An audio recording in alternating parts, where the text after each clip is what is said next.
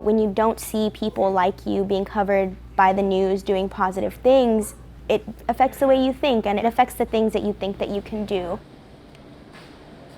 My name is Kristen Balderas. I'm a videographer at the Inquirer, and I'm also a Lenfest Fellow. Last June, I started at the Inquirer with 5 other women, and we are all journalists of color who were hired to help reach new audiences for the Inquirer.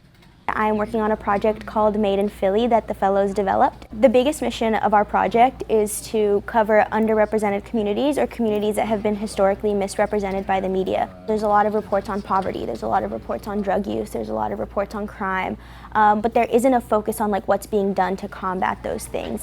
I spent 4 months working with Inquirer on a story about Lakeisha Anthony, who is a sexual assault survivor. During those 4 months, we got to hear her story and see all of the work that she's doing around involving Black women in the conversation around sexual violence. So we got to go with her to her mentorship program where she mentors young Black teens. We really got to have her steer the narrative, so it wasn't there's a big issue with reporters just kind of dropping into communities that they don't know or understand and then telling those stories. Not to say that reporting is incorrect, but the source often feels that it isn't reflective of the experience that they have on a day-to-day basis.